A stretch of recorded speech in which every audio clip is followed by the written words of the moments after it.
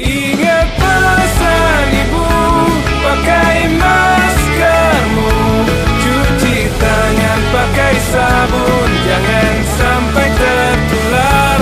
Ingat selalu pesan ibu, jaga jarakmu, hindari kerumunan, jaga keluargamu.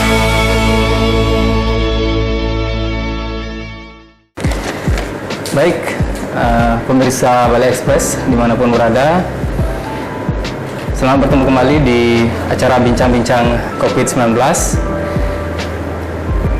Kali ini kita diterima oleh pemerintah Kabupaten Badung, yang pada kesempatan ini oleh Bapak Sekda, Bapak Iwayan Adi Arnawo. Selamat pagi, Bapak. Pagi.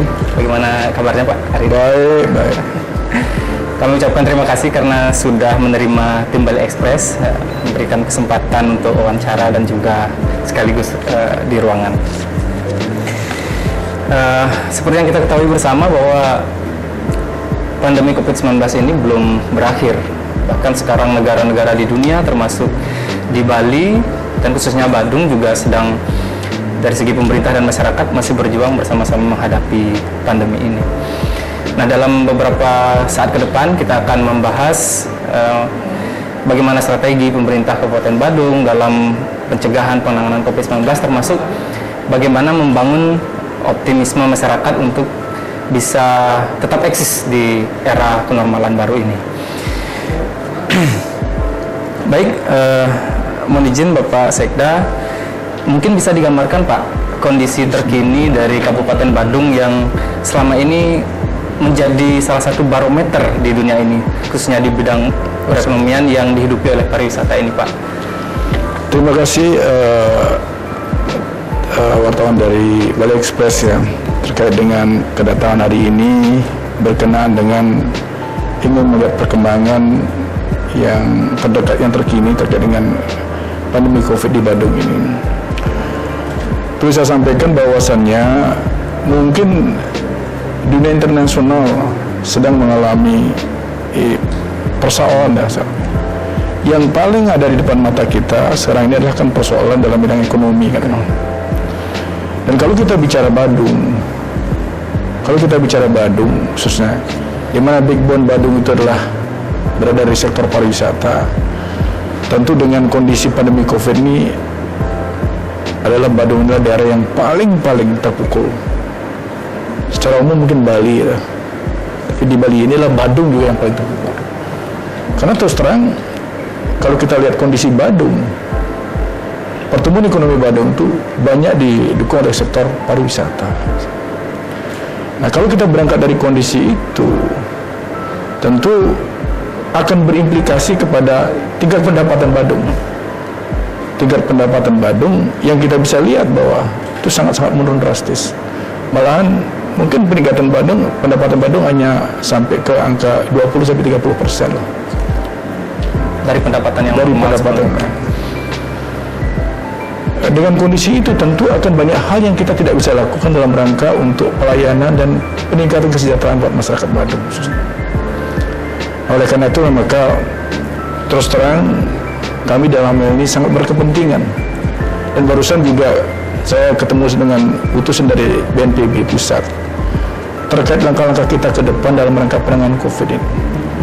Karena kalau kita mau jujur bahwa untuk merecovery semua ini, terutama dari sektor pariwisata, dari sektor ekonomi ini, satu-satunya kita harus berani, pemerintah Badung, pemerintah Bali ini, dan Indonesia memberikan satu garansi dalam hal kesehatan di penanganan COVID ini kepada dunia internasional bahwa penanganan COVID di Bali, di Badung ini dilakukan secara profesional. Kalau itu kita bisa lakukan secara profesional, seperti apa yang menjadi harapan kita bersama sesuai dengan ketentuan standar WHO, saya kira dunia internasional juga pasti akan datang ke Bali. Dan apa yang menjadi telepon ban kemarin bahwa kita menjadi salah satu negara yang tidak dikunjungi, tidak layak dikunjungi, itu bisa dibuka. Karena kalau kita mau jujur bahwa dalam rangka untuk pertumbuhan ekonomi, lebih-lebih kalau negara dalam rangka untuk meningkatkan devisa negara, tentu kunjungan wisatawan ini sangat dibutuhkan. Karena kita tahu bahwa pendapatan negara di luar sumber daya alam, pariwisata yang menjadi nomor 2 itu. Oleh karena itulah maka saya sampaikan bahwa kalau kita melihat kondisi terkini kami di Badung di masa pandemi COVID ini, boleh kami sampaikan secara jujur bahwa sangat-sangat berat buat kami, sangat-sangat berat. Sehingga dengan kondisi ini kami tentu sangat berharap kepada pemerintah pusat, lebih-lebih Kabupaten Badung ini, karena kalau kita lihat kondisi keuangan Badung ini dengan kondisi yang kemarin cukup termasuk kabupaten yang terkaya lah nomor 2, mungkin terkaya kabupaten terkaya di Indonesia ini. Jadi kami kena kategori celah fiskal negatif. Jadi kalau dengan kondisi sekarang nggak mungkin ada celah fiskal negatif, sehingga kami DAU kami cukup kecil. DAU yang dijadikan pembayaran dalam rangka belanja pegawai. Kami hanya dapat, kalau nggak salah di tahun 2021 hanya 338 dari kebutuhan kami 700 miliar lebih. Sedangkan di satu sisi sisa dari 338 untuk menuju 700 ini itu ditopang oleh PAD, yang mana PAD kami dalam sangat terpuruk. Nah, ini akan cukup berat buat kami. Itu apakah sudah ada komunikasi dengan pusat Pak terkait hal itu Pak? Kita sudah berusaha menyampaikan kepada pemerintah pusat untuk menyampaikan kondisi kita seperti ini. Ya kita tahu juga pusat cukup berat kan itulah. Dan mudah-mudahan nanti pusat akan mempertimbangkan kalau tidak di Induk 2021 ini, mungkin di perubahan 2021 anggaran kita bisa dibantu ada penambah DAU dari pemerintah pusat. Nah, mungkin secara detail Pak bisa berapa sih masyarakat yang sekarang angka kasus positif di Badung, kemudian angka kesembuhan dan juga mungkin kematian yang ada Pak, bisa di. Kalau kita lihat data untuk yang kasus positif di Badung kan ada 1.845 kasus ya. Dan tingkat kesembuhannya kalau nggak salah 1.624 kasus. Jadi kalau kita lihat dari positif dengan kesembuhan ini kan tingkat kesembuhan cukup tinggi, malah saya kira udah 80% ke atas lah. Dan yang meninggalnya 40%. Dan melihat dari kondisi itu kelihatannya apa yang kami lakukan di Badung ini cukup efektif. Tetapi kami juga sedang melakukan evaluasi sekarang ini. Tadi kami sudah memanggil Kadiskas, kebetulan kami bersama-sama menerima PNPB pusat. Kami sedang berpikir ke depan ini dalam rangka penanganan COVID ini. Kita perlu menerapkan yang sifatnya parsial tuh. Artinya begini, ketika satu daerah, kan tidak semua daerah mungkin yang termasuk zona merah. Yeah. Jadi dengan kondisi-kondisi pendekatan wilayah ini, tentu saya melihat efektivitas kerja kita, penanganan kita akan jauh lebih efektif. Sudah ada langkah-langkah itu Pak ya? Ini sedang kita susun. Karena apa? Karena kemarin kita sudah mengambil langkah-langkah secara komprehensif kita lakukan di Badung ini. Karena terus terang kemarin kan kita cukup panik juga kita menghadapi kondisi pandemi ini. Di samping karena pandemi ini di satu sisi sektor pariwisata tidak tumbuh, ini kan juga bingung kan. Oleh karena itu kita pelan-pelan berpikir sekarang melihat kondisi, dan kebetulan kondisi ini kan sudah mulai ada penurunan sudah melandai, dan kelihatannya dengan kondisi ini mulai kita harus evaluasi seperti apa yang saya sampaikan tadi. Malah bila perlu nanti isolasi mandiri, apalagi sekarang dengan kita sudah dibantu oleh PCR di masing-masing kabupaten. Ini juga sangat membantu dalam rangka untuk mendeteksi bahwa masyarakat kita apakah dia positif atau tidak. Kalau di Badung sendiri mesin PCR ini tersedia di mana sekarang Pak? Kita dibantu kebetulan dipakai di Rumah Sakit Mangosado. Dan tadi saya sudah ketemu, malah mudah-mudahan di ke depan juga akan ditambah lagi alat ini. Harapan kita tadi laporan Pak Kadiskas sama saya bahwa dengan PCR sekarang ini mudah-mudahan dia bisa melakukan tes swab itu satu hari 300 orang. Jadi kan jauh lebih efektif nanti ketika ada orang yang ada gejala seperti apakah OTG, dia setelah dilakukan tes swab ternyata dia positif, kan bisa cepat diarahkan, di treatment cepat. Tidak seperti kemarin lah kita terlambat, malah orang swab aja sangat susah. Swabnya dibayar. Sekarang ke depan swab juga nggak bayar. Ini kita gratis. Nah, Nah, dengan kondisi itu harapan kita ke depan nanti masyarakat itu tidak perlu ragu-ragu lagi. Ini kan stigma di masyarakat kadang-kadang ada ketakutan, ada ketakutan ketika dia di swab ternyata positif, dia nanti dia dibawa kemana, nanti bagaimana? Karena dia berpikir bahwa sementara ini kan belum ada obat. Tapi setidaknya dengan deteksi dini itu, kita lebih dini mengetahui tentang kondisi kita, akan jauh lebih cepat penanganannya gitu.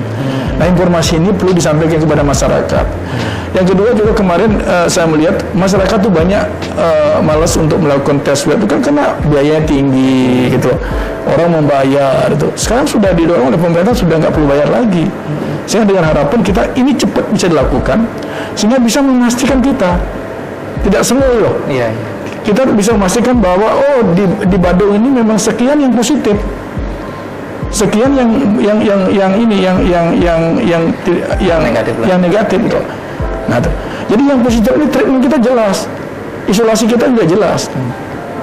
Malah bila perlu, sekarang ini kita sedang berpikir juga tadi mudah-mudahan dalam waktu dekat kita akan mengumpulkan kepala desa.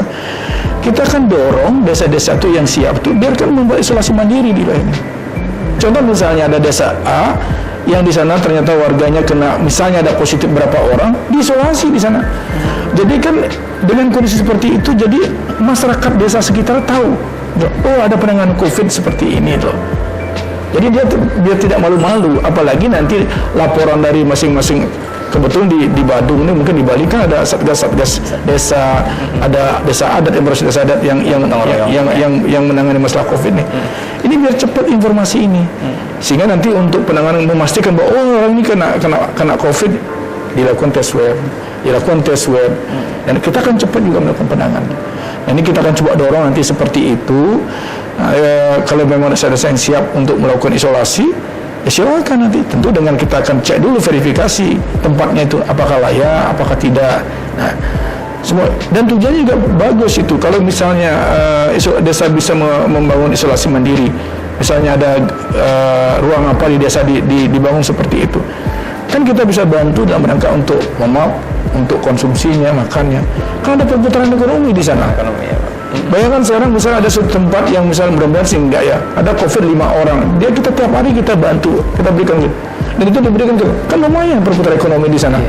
Jadi desa itu bisa membeli makannya di sana, ditambah dengan digadang oleh orang kesehatan dari kita, dari Pemkab yang ada di masing-masing puskesmas tuh. Kan luar biasa, ini terjadi perputaran ekonomi juga ada di sana. Kalau bisa dilakukan seperti itu, desa seperti itu, dan jauh lebih efektif nanti penanganannya, karena cepat.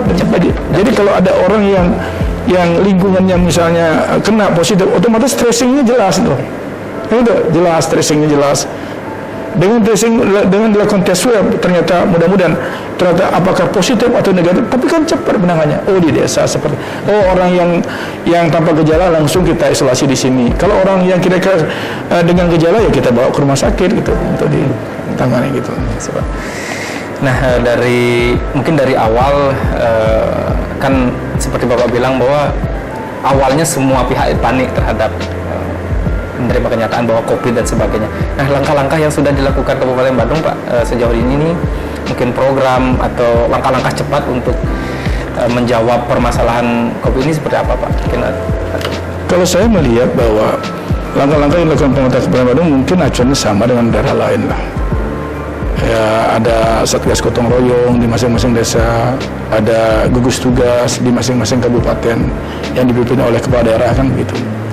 Dan termasuk ada satgas-satgas yang ditangani oleh kepala desa juga. Yang paling penting sekarang adalah pemahaman ini dulu, Jangan sampai nanti kita terlalu banyak membentuk kelompok-kelompok tetapi efektivitasnya tidak jalan. Nah, tapi kita harus menyadari juga kondisi ini kan harus ditunjang oleh biaya operasional. Ini kelihatannya yang memang agak cukup berat. Nah, dan mudah-mudahan saya juga tadi sedang berpikir, tadi kan sekarang ini kan Badung ini mendapat stimulus hibah pariwisata. Hibah pariwisata terkait dengan pandemi COVID, kita dibantu pengusaha-pengusaha yang bergerak dalam bidang hotel, restoran, yang selama ini sudah rajin nyetor pajak dan memiliki perizinan. dia diberikan bantuan oleh pemerintah pusat untuk ada pemulihan ekonomi lah gitu loh.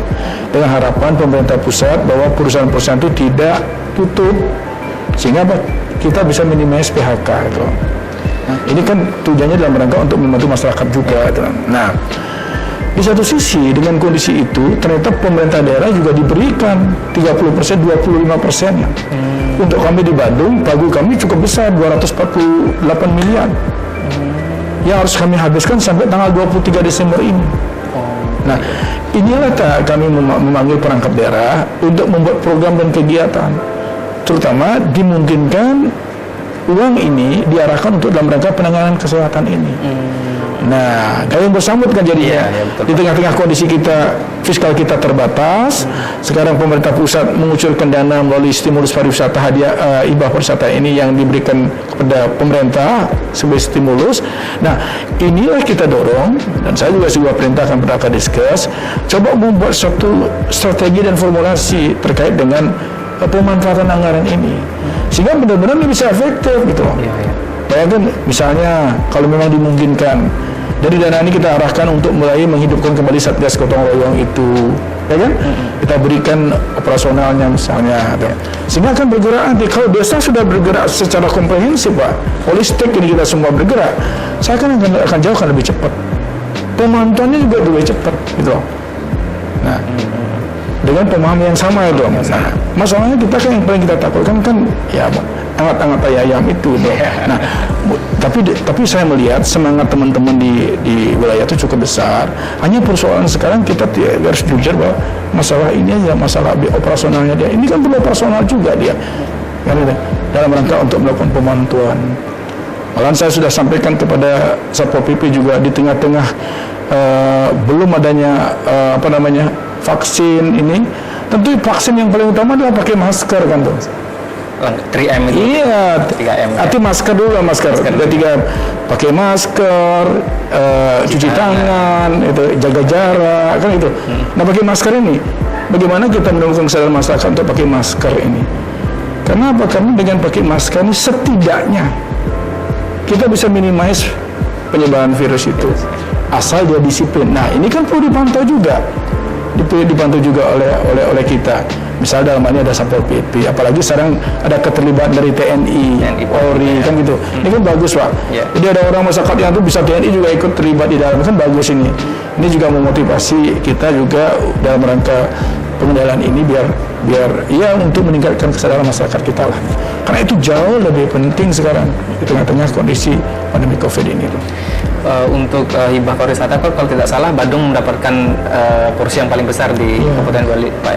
Nah, bagaimana nantinya agar anggaran yang cukup besar ini benar-benar efisien, Pak? Apakah ada pemetaan semacam hotel yang memang akan urgent diberikan bantuan ini atau seperti apa, Pak, nanti langkah pola-pola itu, Pak? Yang pertama dari kebijakan pemerintah pusat, kami di Bandung ini sudah saya perintahkan Kadisparda untuk membentuk tim. Ini kan penting untuk tim verifikasi ini. Tim verifikasi ini kami bentuk dalam rangka untuk menentukan hotel mana atau restoran mana yang berhak untuk mendapatkan itu dari kriteria yang telah disampaikan oleh pemerintah pusat tuh. Kalau nggak salah kriterianya itu adalah salah satunya dia masih buka juga sampai sekarang dan dia sudah bisa dia membayar surat keterangan membayar pajak, apakah pajak hotel atau restoran 2019 dengan menunjukkan surat bukti pembayaran, ada surat keterangan lunas, termasuk dia ya berarti dia otomatis tidak memphk pegawainya gitu loh. Dengan dasar itulah kita menjadi persyaratan pengusaha atau perusahaan hotel atau restoran dan lainnya yang bergerak dalam sektor pariwisata bisa mendapatkan hibah. Kalau yang besar didahulukan atau seperti apa? Yang karyawannya banyak atau seperti apa, Pak? Atau dilihat dari tadi aja persyaratan dia harus tertib ini? Sekarang kan begini, kita kan sekarang mendorong, kita kan sekarang kemarin kalau tidak salah Pak Kadisparda sudah melakukan pertemuan dengan stakeholder, perwakilan apakah itu dari PHRI maupun dari Bali Asosiasi Villa itu kan. Nah, sehingga dari sini saya harapkan nanti para lembaga ini menginformasikan kepada anggotanya terkait dengan adanya hibah ini untuk pariwisata ini. Berarti tim ini nanti yang akan bergerak untuk Tim ini yang bergerak melakukan verifikasi yang mana layak itu. Dan yang paling penting yang mendapatkan kan orang yang rajin membayar pajak Iya. dan memiliki perizinan. Gitu. Memiliki perizinan membayar pajak, berarti kan tidak ada piutang pajak. Gitu loh. Jadi itu kriterianya dia yang mendapatkan stimulus tadi. Dengan hitung-hitungan sudah jelas bahwa berapa besaran dia yang nyetor pajaknya dibagi dengan realisasi pendapatan kali 100%, itulah uang yang dia dapat. Udah jelas acuannya dari pemerintah pusat. Kalau kesiapan destinasi sendiri Pak di Badung rata-rata sudah siap ya Pak untuk menerima, kan baru untuk domestik itu, berarti sudah ini Pak ya? Saya kira sebenarnya momen menuju kenormalan tata normal baru inilah kesempatan buat pengelola destinasi untuk melakukan evaluasi, menata bagaimana di dalam pengelolaan nanti tetap mengacu kepada protokol kesehatan. Kan ini kesempatan kan.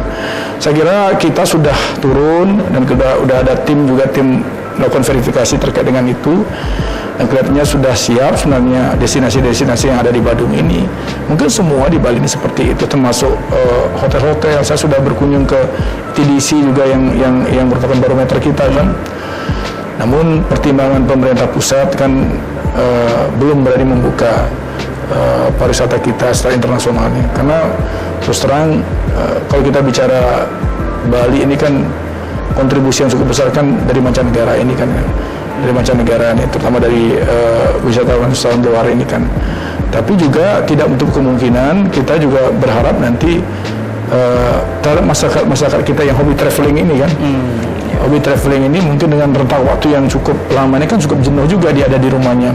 Yang mudah-mudahan inilah pangsa pasar kita yang kita harapkan kita bisa garap nantinya.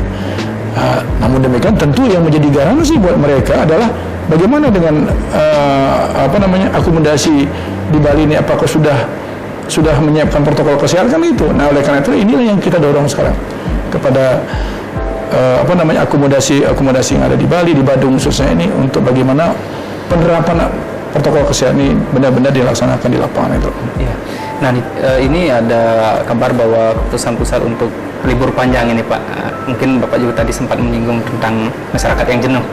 Nah, ada kekhawatiran bahwa di libur panjang di akhir Oktober sampai awal November ini akan kasus kembali meningkat. Nah, itu apakah sudah terpikirkan atau sudah ada langkah-langkah yang diambil dari Pemkab Badung sendiri untuk mengantisipasi itu Pak? Tentu pada kesempatan yang baik ini saya mengimbau sekaligus mengajak kepada para stakeholder pariwisata lah, dan kita semua masyarakat juga, bahwa dengan sebentar lagi ada libur panjang ini harus diantisipasi hati-hati, tidak saja untuk wisatawan juga, tapi kita juga kita berharap jangan sampai karena liburnya ada klaster-klaster baru nanti lah, klaster baru nanti ada penyebaran virus ini. Jadi tetap kita harapkan di dalam kehidupan kita tetap mengikuti protokol kesehatan itu dimanapun kita berada. Kita tidak bisa berharap dari orang lain, harus dari diri kita sendiri. Kalau semua masyarakat kita sudah berpikir seperti itu, dan itu menjadi budaya buat kita, budaya baru kita, new normal kita kan, budaya baru. Saya kira itu akan menjadi satu jaminan buat kita semua masyarakat Badung dan Bali ini, bahwa penyebaran virus tidak akan meningkat. Oleh karena itulah maka tentu saya berharap kepada teman-teman masyarakat dimanapun, atau mungkin stakeholder pariwisata yang kelihatannya sudah mulai bergerak juga sekarang ini, ada yang datang, terutama kan restoran-restoran, jangan kebablasan itu loh. Karena saya melihat dari tren, dari laporan Kepala Bapenda, ternyata dari hasil pendapatan Badung ini sekarang ini kontribusi dari restoran cukup besar, lumayan lah. Ya bisa memberikan angka sampai 40 sampai 50 miliar sebulan, itu kan lumayan kan. Dan itu ternyata banyak kontribusinya dari sektor restoran nih. Nah, artinya bahwa restoran ini walaupun walaupun ada peluang buat mereka, tapi saya minta juga jangan sampai ada klaster baru dari restoran ini. Gitu. Jadi tolong penerapan protokol kesehatan tetap menjadi kewajiban lah, menjadi standar pelayanan yang dilakukan di masing-masing restoran dan semua pelaku pariwisata itu. Termasuk juga yang sekarang sedang marak kan untuk anak muda itu UMKM itu Pak ya. Berarti itu juga harus tetap di masyarakat sendiri harus sadar dan juga harus tetap ada pemantauan Pak. Kemudian selain pariwisata Pak, sekarang kan dengan mungkin dari dulu sejak Gunung Agung, kan jauh dulu dari saat peristiwa bom Bali dan Gunung Agung dan sekarang pandemi ini, ternyata pariwisata ini cukup rentan Pak. Ya walaupun dibuktikan bahwa dengan kinerja pemerintah dan juga masyarakat kerja keras ini kembali bisa bangkit. Tetapi apakah ada dari Kabupaten Bandung sendiri ingin merambah sektor lain pendapatan Pak selain bergantung kepada pariwisata ini Pak? Memang kalau kita lihat secara instan ya, dengan kondisi pandemi COVID ini, kelihatan kan orang akan berpikir berarti kita di Bandung, di Bali ini tidak boleh tergantung pada satu sektor. Betul teman, memang harus. Namun dalam jangka waktu short term ini kan tidak bisa serta-merta seperti itu. Perlu ada proses. Perlu ada proses yang kita lakukan dalam rangka kita menuju diversifikasi ini. Nah, inilah tantangan kita sekarang, Pak. Tantangan komitmen kita. Artinya apa?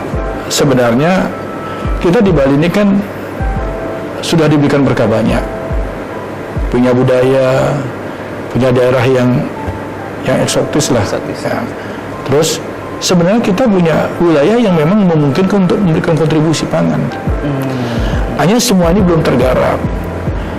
Dan kelihatan kondisi ini banyak orang menyepelekan, padahal ini cukup besar potensinya. Mungkin inilah mulai harus kita dorong sekarang.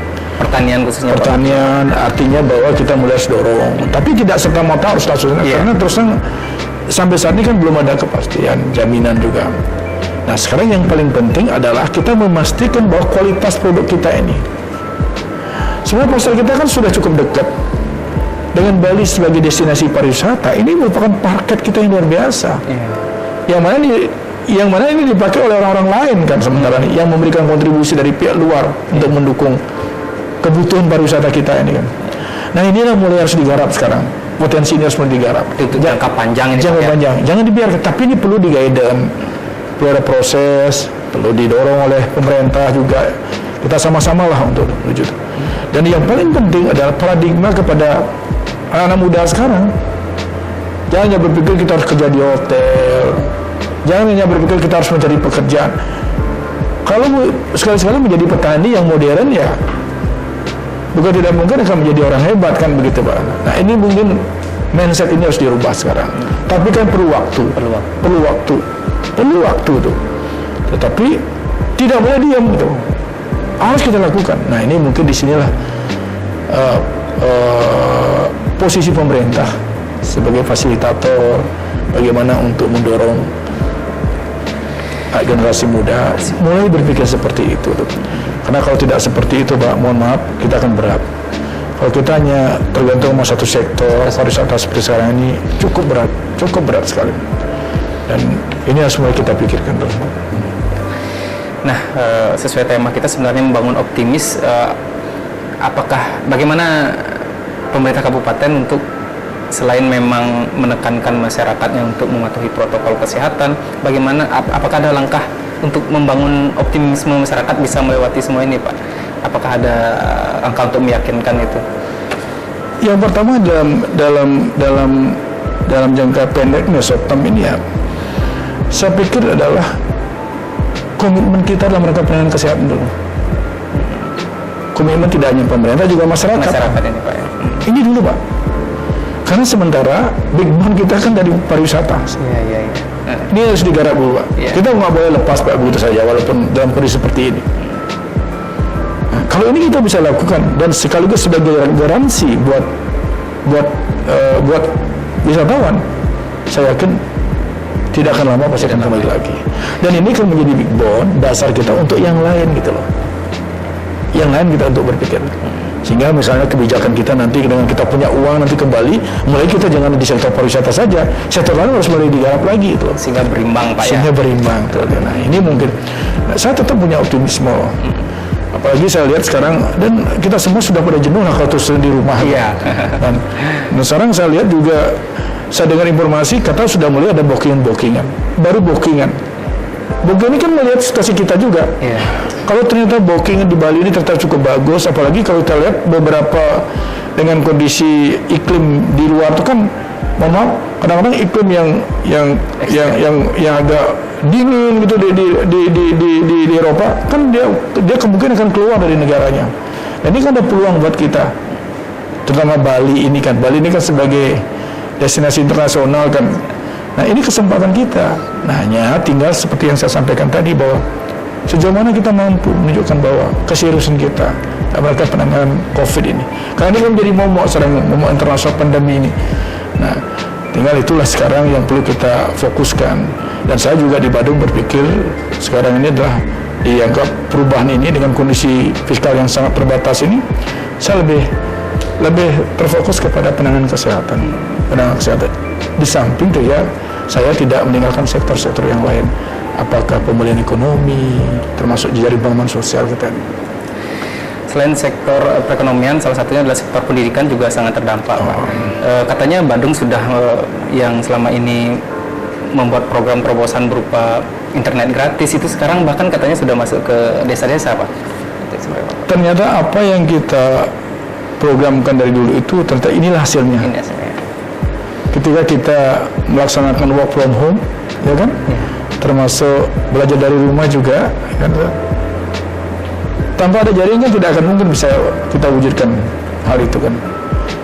Akhirnya ternyata terjawab juga dengan kebijakan Pak Bupati kemarin bahwa membangun jaringan di seluruh Badung ini, sehingga semua anak-anak kita bisa melaksanakan belajar lewat secara online.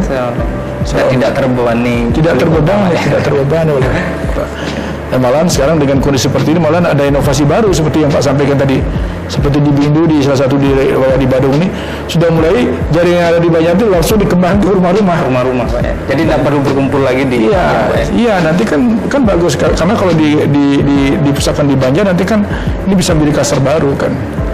Yang di samping itu sekarang dengan kondisi ini juga kan mendorong startup kita, ya kan? Sekarang banyak orang kreatif dengan mempunyai satu produk di rumahnya yang kemarin tidak dipublikasi, sekarang dengan kondisi seperti sekarang ini malah ada kesempatan dia membuat inovasi baru, membuat aplikasi kan, sehingga orang akan tahu dan dia tidak usah buat toko, dia dari rumah juga bisa jual produknya dan orang bisa tahu gitu kan. Ini bagus kan. Nah ini kan kita dorong. Ternyata pandemi ini juga mendorong kita, memaksa kita untuk kita ada inovatif gitu. Kalau terkait dengan seni budaya termasuk upacara-upacara keagamaan itu juga sekarang kan dibatasi Pak. Nah, apakah ada semacam kendala menjelaskan ke masyarakat Pak terkait hal itu? Atau masyarakat ternyata sudah sangat paham? Iya, saya juga bersyukur kepada tokoh-tokoh kita di desa, baik dinas maupun adat, di mana dia sudah memahami lah kondisi ini. Karena kelihatannya masyarakat Bali dan Badung khususnya juga ini kelihatannya sudah merasakan dampak dari COVID ini. Dampak dari COVID terhadap sektor ekonomi ini sangat dirasakan.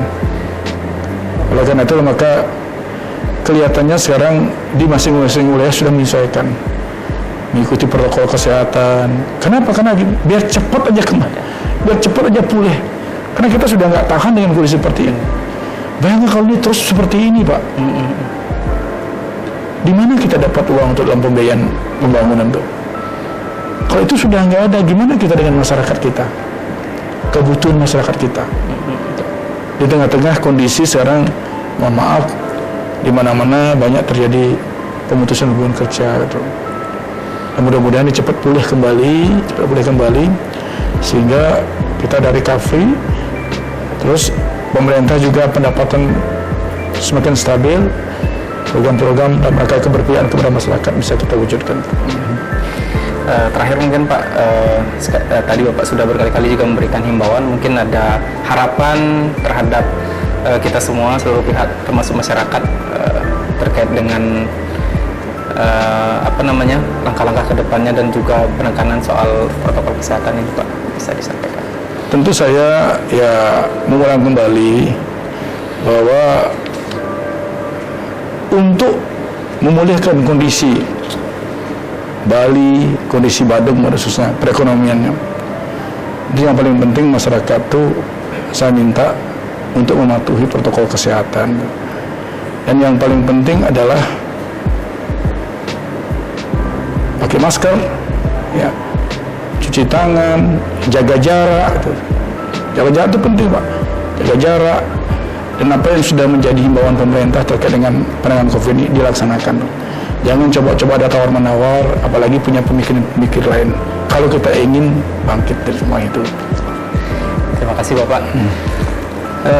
Baik, terima kasih kepada pemirsa Balai Express. Itu tadi kita sudah berbincang dengan Bapak Sekda, Pak Wayan Adi Arnao, yang beliau selain Sekda Badung juga posisinya di gugus tugas sebagai sekretaris.